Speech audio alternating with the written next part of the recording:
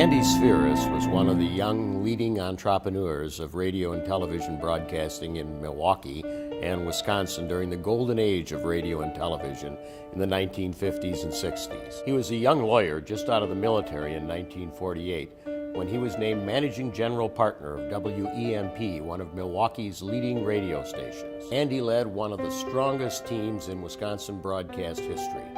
His program director was Tom Shanahan, his news director Carl Zimmerman, his sports director Earl Gillespie, and he had Milwaukee's leading DJ Joe Dorsey, all of them members of the Wisconsin Broadcasters Hall of Fame. He was easygoing, not too demanding, and he also appreciated when things were done right. When the Milwaukee Braves baseball team announced in mid-March 1953, it was a hectic time for Andy Spheeris. Andy had previously worked with them on other sports broadcasts at WEMP, and he negotiated the right to put together the first statewide radio network for the Milwaukee Braves. Doing the play-by-play was his own EMP's Earl Gillespie, and the wildly popular Joe Dorsey, WEMP's top DJ, did the pregame dugout show. With Channel 12 television, Andy's WEMP group was one of 4 applicants for the license. Andy, the wheeler-dealer that he was, negotiated a merger of those 4 interest groups, and the FCC in early 1954 granted the license for Channel 12 to that group. Andy became the managing partner and was in charge of construction. He had 6 or 7 weeks to put the station on the air. They went on the air operating out of tents on Wells Street, and they had as their news director Andy's Carl Zimmerman from WEMP. Oh, Andy was fun. He would get madder than blazes, at something we were doing. Then he'd say, well, no, wait a minute, that's okay, go ahead.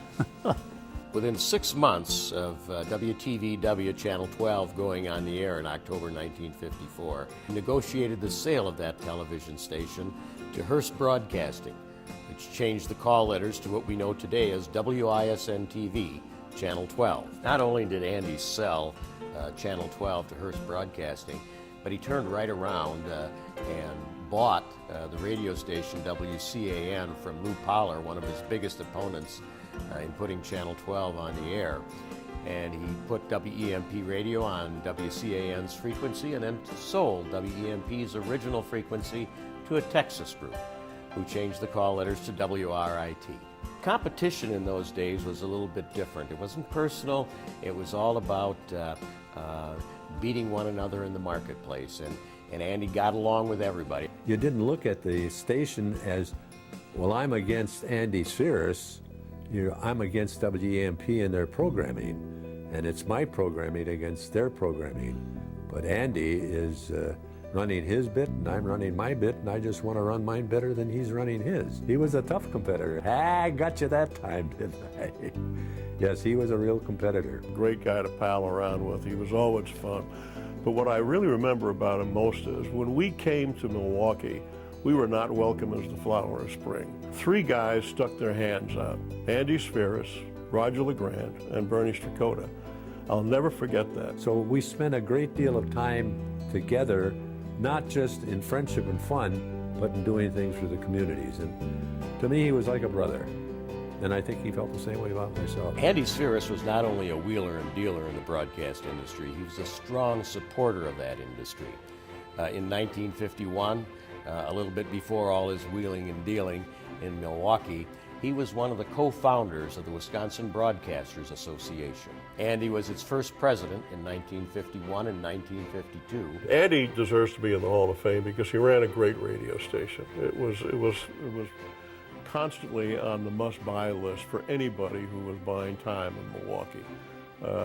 And it was an outstanding station, and he was just a first-rate station manager, besides being an all-around good guy, and that was Andy Spheeris. He went along with the things we should be doing, and he accepted them. Some of them were a little risky, like the editorials. And well, he wasn't involved in that, but there were issues like that. And he was part of it. He wasn't just sitting up in the front office. He was down in that newsroom with us. We should not ask whether Andy Spheeris deserves to be in the Hall of Fame. We should perhaps measure others' possible inductions against his accomplishments. He had a true love for broadcasting. He also did so much for the community. So he was involved in the community. He was involved politically in the community. And he just was an all-around compliment. Andy was an affable guy, a get along, go along sort of guy. But I think deep in his heart, he was a wheeler dealer. He liked to make the deal. He was a gambler.